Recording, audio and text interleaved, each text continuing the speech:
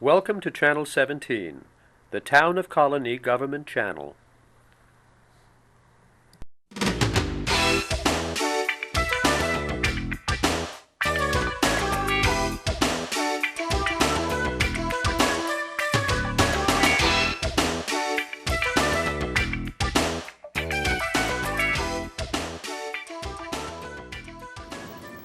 Hello and welcome to The Money Factor. I'm Richard Naylor, your host. Today we'll be discussing Social Security, some of the basic rules of how it works, and we have a guest from Social Security, Elizabeth Wertime. She's Public Affairs Specialist with the Social Security Administration. I'm having trouble with all the S's. There's a lot of them. Well, Social Security is something that everybody thinks about and worries about, and almost everybody is involved in it. That's right. And I found this book in the library to show you that there's nothing to it and that, we'll have a really short conversation. But I think you said it's not going to be that bad. It's not going to be that bad. No, we're going to take very good care of you. Great. So what does Social Security do? Well, Social Security's motto is Social Security Benefits America. Basically, Social Security steps into people's lives when something crucial happens, when they're no longer working. Whether they're no longer working because they retire, or they're no longer working because they become disabled, or if they pass away, then their family no longer has the income from the person who's passed away. So very critical, sometimes happy, sometimes sad times of their lives, that's when Social Security steps in and tries to make things better. That makes it easier for me to remember those things. Good. Because I was surprised to find that there were other aspects of it than just the retirement for us 65 and older people. That's right. I'm not 65 yet. Okay. Yes, there's Social Security retirement, Social Security disability, and Social Security survivors benefits. And a survivor could be a widow or widower or even a child younger than age 18 of somebody who's passed away. So some of the things you started out with that had to do with something happening in your life. Now, Medicare, that's a confusing part that we can get to later, but how does that fit in? Well, with Medicare is America's health insurance program. It is for people age 65 or older, or people who are disabled. It also, you can have Medicare if you have permanent kidney failure, or ALS, which is Lou Gehrig's disease. Just saw that was a big day a few days ago. Yes, it was. Yes, it was. So that ties it together. Medicare ties in with the 65. That's right. Okay. Yes. And for people who are not yet receiving a Social Security benefit upon reaching age 65, they should contact Social Security and sign up for Medicare, even if they do not plan to start collecting Social Security until after age 65. And that's very important that people realize that. And I think we're going to get into the different ages. Well, let's do that now. Okay, that sounds good. All right. Well, people can file for Social Security retirement at different ages. They can wait beyond their 65th birthday, but if they choose to do so, as I mentioned, they need to contact Social Security to sign up for Medicare before age 65, preferably 3 months before turning 65. There are a few exceptions to that, which we can talk about. Now, do they lose something if they don't? Well, what happens is it depends on whether or not they're working. For people who are working at age 65, if their health insurance is through their current employment or their spouse's current employment, then they can delay filing for Medicare, Part B specifically, until that work stops. But for people who are not working or are not covered under their employer health plan or their spouse's employer health plan, they need to contact Social Security and file at age 65. Now, I can imagine a few people's eyes and ears glazing over about now. Yes. It seems like it would be a good idea to just to contact you before you're 65, period. Yeah, it's a good idea. You can contact Social Security and just say, okay, what do I need to do? But also, the easiest way to kind of get all your ducks in a row is to visit the Social Security website. because that will tell you exactly when you need to contact Social Security, what you need to do, and when. And our website is www.socialsecurity.gov. That's easy. Very easy, Okay. very straightforward. I mentioned contacting Social Security for Medicare. If somebody is already receiving Social Security benefits before age 65, Okay. rest easy. You don't have to do anything. You'll be automatically enrolled upon your 65th birthday. Okay.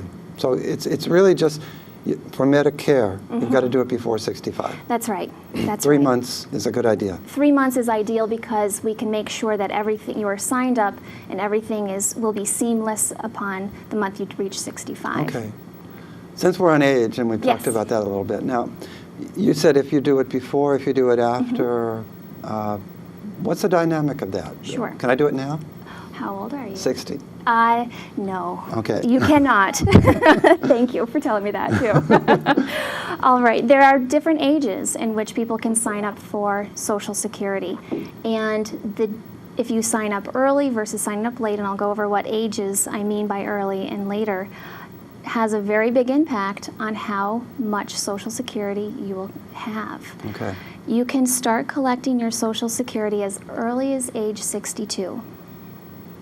So you've got 2 more years. 2 more years at least. Okay, all right. I'm not going there anyway. Okay. I'm just going to contact you before I'm 65 and ask. No problem. I'll Okay. be there for you. Also, people can wait until what we call their full retirement age. Now, that can be a confusing topic in itself. Got to go there. All right. Full retirement age, also called normal retirement age sometimes. It's been changing. It had been 65 forever until for people born 1938 and later, it's starting to slowly increase. And it's increased all the way up to age 67. It's not very far, though. It's not too far. It's just 2 years, 24 months. The people that are filing for retirement these days, they fall in the full retirement age 66. People born between the years 1943 Okay. and 1954, their full retirement age is 66. Okay, so there's 4 years, 6 years to go. I'm with my math. That's right. Okay. Now, what does full retirement age mean? Your full retirement age, if you wait and start your Social Security benefit at your full retirement age 66 for Okay. you, that means you will collect your full unreduced Social Security benefit. If you decided to collect it early at age 62 or any age in between, then you will receive a reduced benefit for having started it early. That makes sense. Yes, because you're collecting it for a longer period of time. And there's another option. Beyond waiting till after your full retirement age, you could actually wait all the way up to age 70. And a lot of people don't realize that. If you wait until age 70, then you are collecting what we call delayed retirement credits. And it's exactly what we call it. We are crediting you for delaying your retirement. I like that idea. It's a nice idea. Especially these days. That's right, because people are living longer, and it's right now difficult to know what your financial future will be.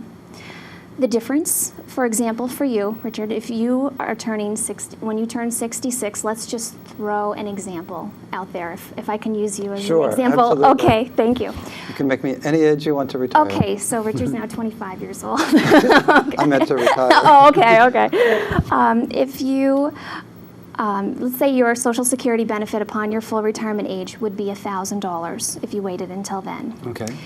If you decided to retire early and you wanted to start collecting your benefits as early as age 62, that would be about a 25% decrease. So instead of collecting $1,000 by waiting until 66, you would actually, your Social Security check would be $750. Okay. A So that's month. 4 years, 4 years that you'd be collecting. 25%. So that's like 6% a year.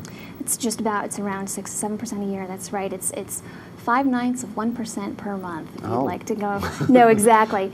Now, if you were to wait and you wanted to keep on working and you wanted to get that Social Security benefit as high as possible and waited until you turned 70, rather than collecting $1,000 a month benefit at age 66, your benefit would be about $1,320 at age 70. So it's about a 32% increase by waiting until your full retirement age. And the numbers I'm throwing out are merely examples, and they're specifically for people whose full retirement age is 66 And you picked a nice number to make it easy to figure out. Nice, easy math. Right, We love right. that. Yeah. But that gives everybody a way to multiply by That's right. that 1,000 and figure it Exactly. out. And it's just making the decision to when to file. A lot of people ask us, when should I start it? Do you give advice on when should I start my Social So Security do you benefit? give advice? Well, we do. I'm surprised. Yes. Well, we give advice in what factors you need to consider before Okay. you make that decision. There is no one best age for everyone. Everyone has different things going on in their lives which require different income. We will not tell you ever, this is when you need to start collecting. But we will tell you, these are the things you need to consider before you make that decision. The things that we want you to consider is, what are your current financial obligations? What will your future financial obligations be? How is your health? How's your family longevity? How long did your parents live? Do you think that you will be living longer than the average life expectancy? If so, you might want to consider postponing collecting and collect a larger benefit for all those years into retirement. And if your 401k is not back to a 401k yet, That's right. you might want to. You might want to consider postponing it, but there's a lot of factors that you want to consider before making that important decision, because once you've made that decision, you are locking yourself in to that, and you don't want to make a rash decision. No. You want to no. consider it thoughtfully. Right, because as I read on your website, Social Security was never meant to be 100% of what people need. That's exactly right. And so when it is, it's usually, it could be a difficult situation. That's right. Yep, and that's exactly right. And Social Security will replace approximately 40% of the average worker's pre-retirement earnings. Most financial specialists say you need about 70 to 80% of your pre-retirement earnings to live comfortably into retirement. So Social Security provides a significant chunk. You're halfway there. You're at halfway least. there at least, but it's not everything. And so Social Security stresses you've got to plan for your financial future. You should supplement your Social Security with pension, retirement, 401k, savings, investment, and maybe even work. So that sounds like really good advice. Yes. We're doing a lot of money stuff, so we might as well Yeah. stay with that a little bit. Okay. And we have this hypothesis, the economy's not very good. There may be people out there thinking, maybe I'm not going to retire this year. They're still going to call Social Security, but maybe they're not going to actually retire this year. So how does that help them in longevity? I mean, how can they think about that? If they are collecting a Social Security benefit and continue to work, there's a lot of factors involved with working while collecting a Social Security benefit. I'm going to start with the most basic one. If you are collecting a Social Security benefit and you are younger than your full retirement age, you can earn up to, in the year 2009, $14,160 and collect your entire Social Security benefit. No penalty. No penalty at all. Any tax? On your earnings, Right. yes, you will continue to pay your Fica taxes, Okay, just like, even though you are collecting a Social Security benefit. All wages are taxed by FICA, so you can't Can't get out of that one. Okay, No. we're helping. Yes, that's Okay. right. You're still contributing to the the insurance program that you are Right. collecting from. Okay. Yes. Now, how about income tax? Income tax. On what you make in addition to your Social Security? That could be affected too. Okay. Now, I'm going to kind of jump into another subject here. Is Social Security benefits taxed? Okay, yeah, The okay. answer is maybe. Maybe, Okay. Depends on your income. What we look at is your combined income We look at your adjusted gross income, which is where your wages come in. We look at your tax-exempt interest income, and we also add to that 50% of whatever you're collecting in Social Security. We add all that together. If you file an individual tax return and that combined income is between $25,000 and $34,000, then you might be taxed on 50% of your Social Security benefit. Okay, it's still much better than if you were making the whole amount as wages. That's right, yeah. Yes, it is. It's not does help. taxed as much. That's right. Above the $34,000, then you could be taxed up to 85% on your Social Security benefit. And for people who file a joint tax return between $32,000 and $44,000, you might be taxed on 50% of your Social Security benefit. Above and beyond the 44, then it could be. So I imagine a lot of people would try to take advantage of this because a lot of people don't have enough other income. They don't have another 40% of what they made. And so then if you can augment it by working, you can really get back up to where you should be for a long time. Absolutely, absolutely. And jumping back a subject, back to that $14,160 earnings limit that we impose on people younger than age 65, if you do earn over that, we only withhold $1 for every $2 of your Social Security benefit for every $2 that you earn over that figure. So you're not even losing dollar for dollar. We're only holding back 50% of what you earn over that figure.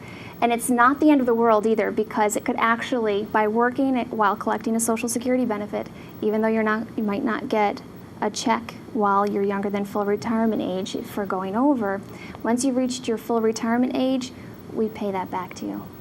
We credit you for every month that you did not get some Social Security benefit because of work. So once again, your full retirement age becomes this magic age when just beautiful things happen to your Social Security benefit. And also, by working while collecting a Social Security benefit, depending on your earnings history, which is what determines how much your Social Security check is, your Social Security benefit might be increased because you're continuing to work. Okay. Yes. So now you said a magic word here. It made me think about this form that we get once a year. Yes. And it lays out a lot of what you're saying. I've met people who didn't understand it. Sure. It's the first time you see it, you might wonder, well, what is this? I remember the first time I got it, I was 25 when they started mailing them out, and every worker over the age of 25 who is working and not receiving a Social Security benefit receives a Social Security earnings statement once a year, about 3 months before their birthday. So it's staggered for everyone. It is staggered for everyone. And this is a wonderful document, and it's designed to help you plan for your financial future. There's so much information in there about Social Security in general, and also about you as a worker. And we want you to look for it in the mail when you're about 3 months before your birthday. Look for it. When you get it, read it. What's contained in there is your earnings history. Each year that you have earned a salary will be recorded in your earnings statement. That information is gathered when you've worked. Your W-2, or if you're a self-employed person, your self-employment tax records go to IRS. IRS shares that information with the Social Security Administration, and that is how the information appears in Social Security records and thus on your Social Security earnings statement. It's really important to read your statement because, as I mentioned, your Social Security benefits are determined by your work history, which appears in your statement. And if there is an error... Does that ever happen? It does happen. It does happen. Okay. It does happen. An error could be you're looking at your record and all of a sudden there's a 0 on your statement in a year you worked. Well, we've got to get that fixed. And the earlier it can be corrected, the easier it is to correct. Not when you're 64 and 8 months. That's right, exactly. When you're calling me 3 months before you want to file, let's not fix it then. Let's fix it now. So you do want to read it every single year to make sure it's accurate. And another way it might be an error is if you know you had the same job with a 3 to 5% raise each year, and all of a sudden there's a year that looks way too high, it's very possible that someone else's earnings might have erroneously been reported under your Social Security number. We need to correct that also. That kind of clears up a kind of a monster under the bed scenario. You know, I've always thought, well, what if somebody else used the same number, or and then they claim or something? And what if there's a mistake, and all this time I'm not checking? So really, that's a way to make sure everything's okay. It's an ideal way, and we let you know every year. So you've got lots of opportunities to make sure it's accurate. The other thing that the Social Security statement has is, as I mentioned, we want you to look for it, we want you to read it, and we want you to use it. We want you to use this as part of your financial planning. It's a tool that is yours to use. As I mentioned, it's going to be approximately 40% of your income into retirement. It will show you on there what your Social Security retirement will be at age 62, at your full retirement age, and at age 70. It'll also tell you what your Social Security disability benefit would be should you become disabled and no longer be able to work.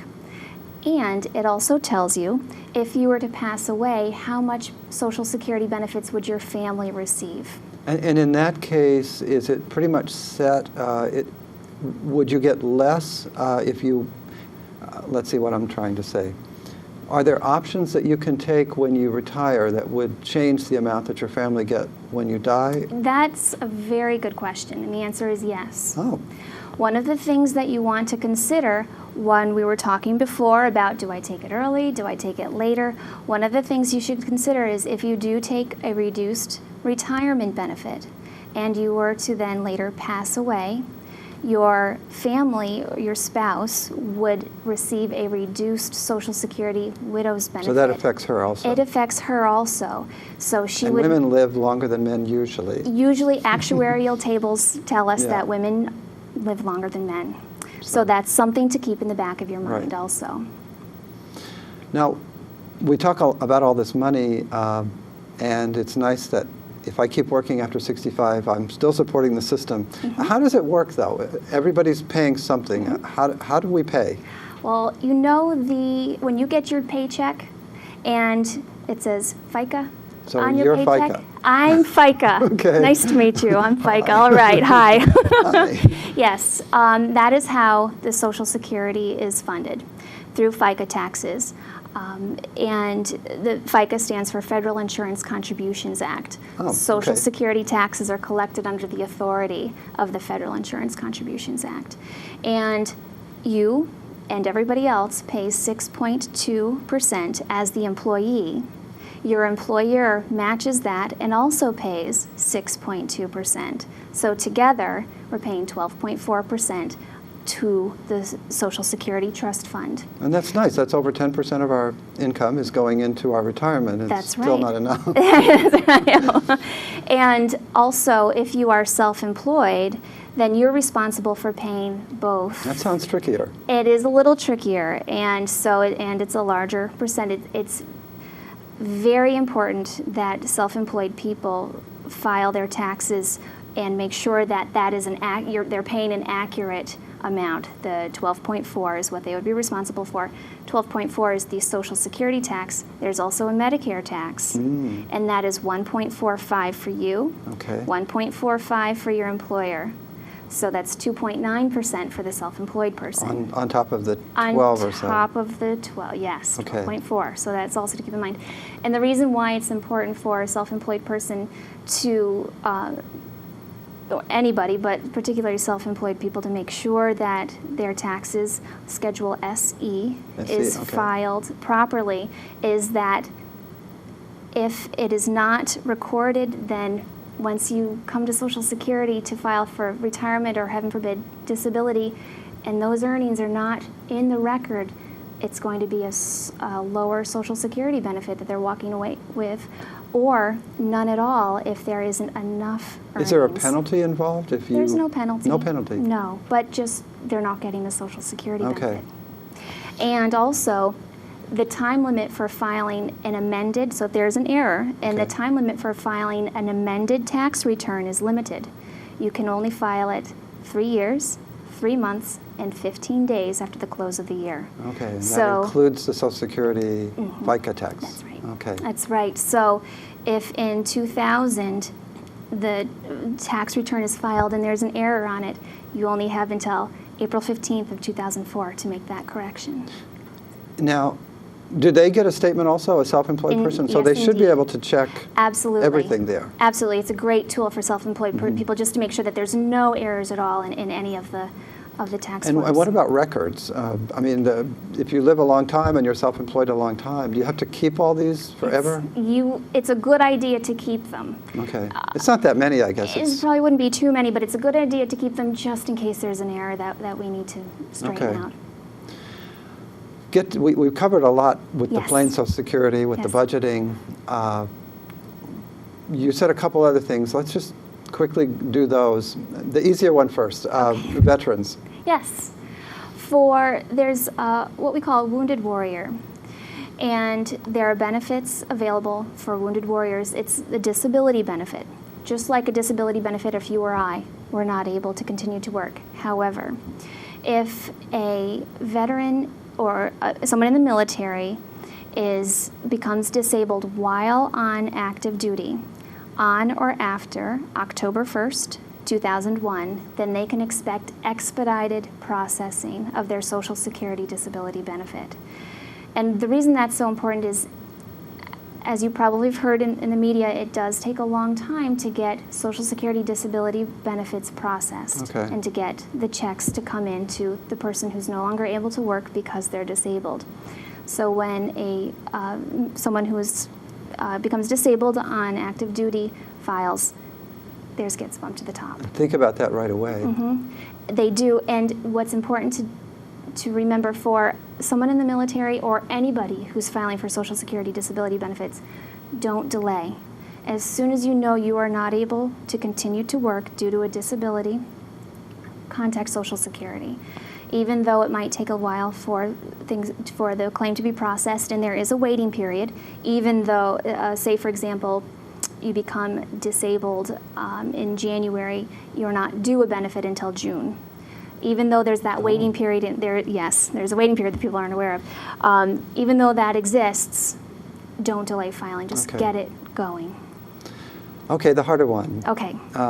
Medicare, because all these parts, I can't keep them straight. I don't even know what they are. Okay. Could you boil that down a little Sure, bit? absolutely.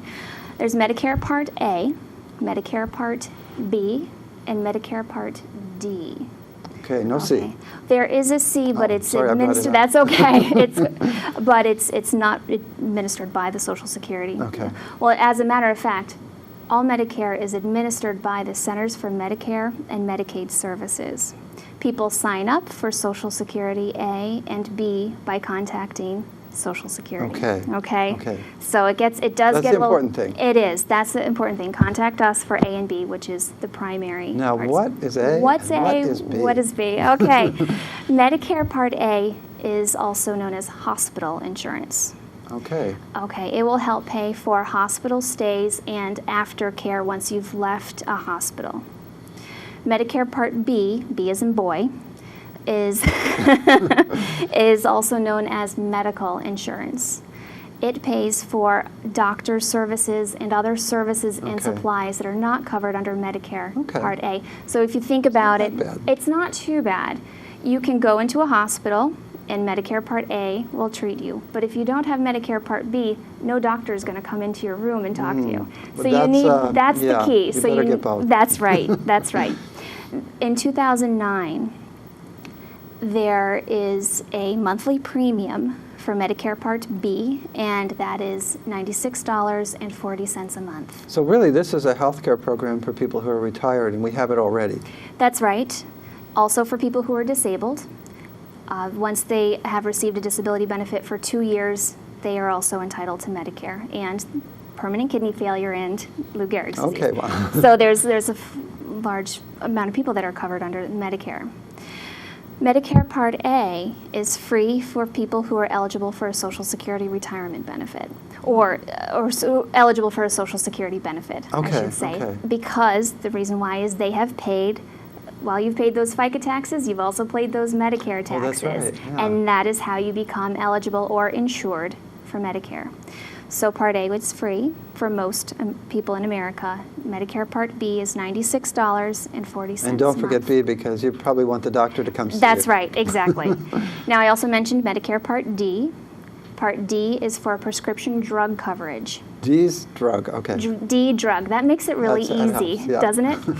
And to sign up for a prescription drug coverage, you would want to contact for assistance your New York State Office for the Aging, because you do not sign up for Medicare Do you Part tell D. people that when they... We do. Okay. We do. What Social Security is involved with Medicare Part D, because there is a monthly premium, there's co-payments, there's annual deductibles.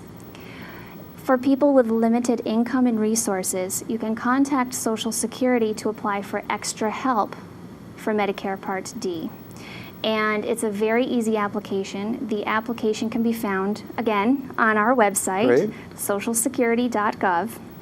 You can also file an application by calling our 1-800 number, which is 1-800-772-1213. Great. Yes. And it's a very easy application. One thing confused me a little bit, and that was with D. That's the drug one. Mm-hmm. You have to buy that? You No. should buy that? It is optional.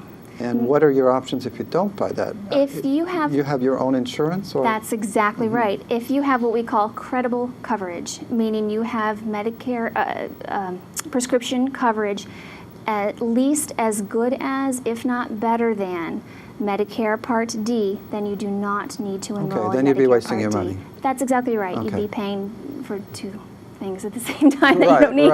Right. Something twice. Yeah, exactly.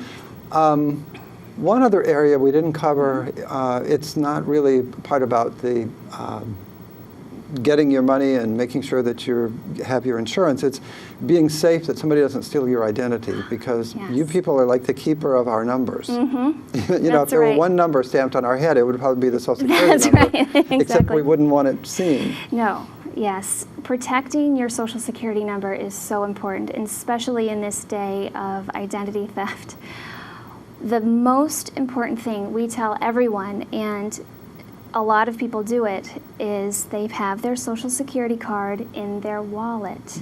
Do you have your Social Security card? No, I have no idea where mine is. I think I lost it when I was 4. All right, well, that's probably safer than keeping it in your wallet. Right. The reason why is if you were to lose your wallet, then the person who's stolen, if it has been stolen, they would have everything they would need.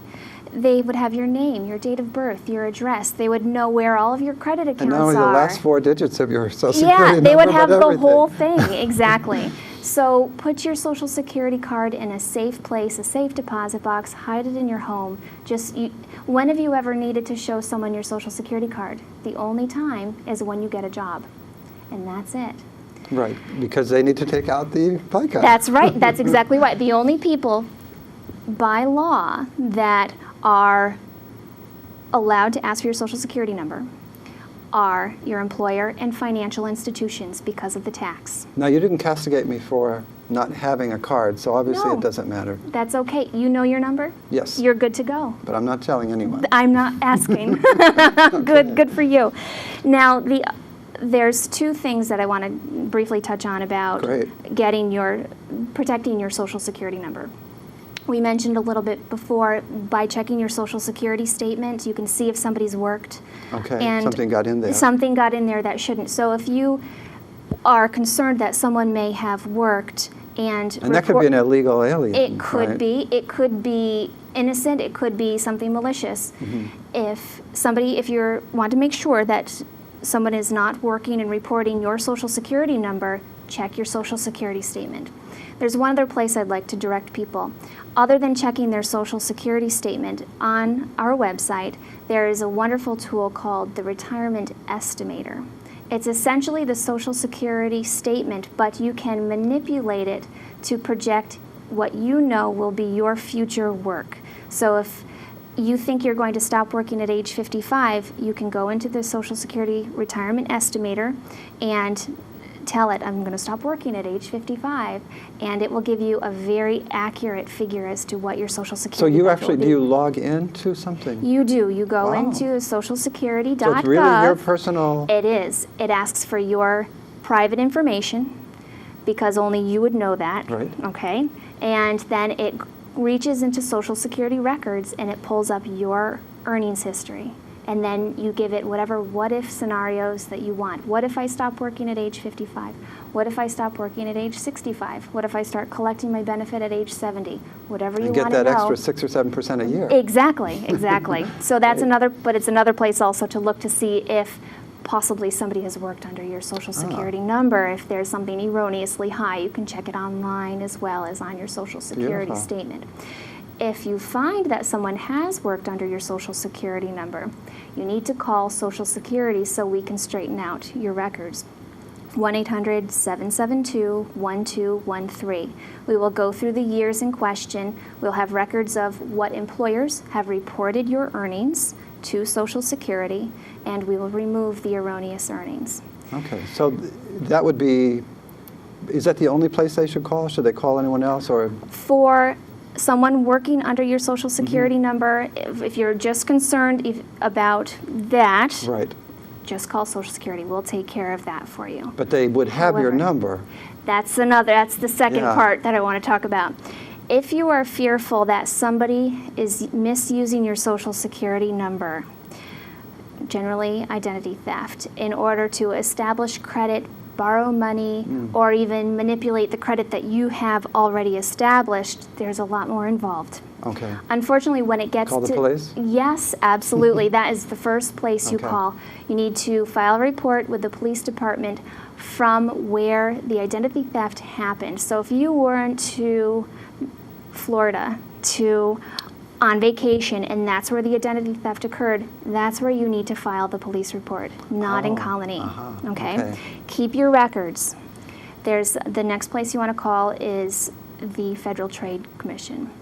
That will, and because they will keep track of all identity theft cases, and they'll also give you steps on what you need to do to correct the problem. Okay. Okay? You want to call the consumer reporting companies, the Equifax, the All these credit, all the these credit things. TransUnion, yes, right. yep, and Experian is the other Okay, one. very good. Yes, thank you. And you only need to call one of them because by law, once one of them are called, they're required to give the information to the other two. Okay. Okay, and you want to call the fraud unit Okay. so that they can get that information in their records. And I think we have a police department. He's been on and done a show on identity theft. Great. So in Colonie, if you call them, they can really get you going They on could. how to... Absolutely, yes. Because this is a long list of It things is a long here. list of things. So yeah, that would probably be the best place to start is to Mm-hmm. contact your local one. I wonder what I left out that I should have said in this whole thing. You've done so well. Well, thank you. Well, the one thing that we always want to make sure that people know is, I know I've mentioned the website a few times, when people decide that they are ready to file for Social Security, the place that they can file is, of course, traditionally, people go to a Social Security office and file person to person. Good point, Okay? yeah. Good idea is to make an appointment by calling our 1-800 number, 800-772-1213. If you call that number, you could also schedule a telephone appointment, so I could call you at your home if that's more convenient for you. Wow. But the best way, by far the easiest and the most convenient, is by filing online. And Retire Online, it's so easy, is what we like to tell people. It only takes 15 minutes at the convenience of your own home. We may not even need you to submit a single document, including your birth certificate. So if you're really sure that this is the time, That's right. that's an easy way to do it. It is an easy way to do it. You just go to our website, right on the front page, Patty Duke. You remember Patty Duke? I do. All right. Well, Patty Duke's smiling face is right on our homepage. Wow. And you click on her, and she's got some very cute... She has reprised her role from the Patty Duke show, and she's got several videos on our website talking about filing online. And It will lead you into the steps that you need to take to start the application online. Fantastic. It's wonderful. Elizabeth, this has Yes. been great. Thank you. I think it's such an important topic. It is. I definitely agree. And if I forgot something, I'll ask you back. Okay, that's great. Okay, That's great. wonderful. Thanks Thank you. again. Thank you. And I want to thank you for watching. I hope you enjoyed the show, that you tune in again next time, and that when you get to be 65, before that, you call this person. Have a great week.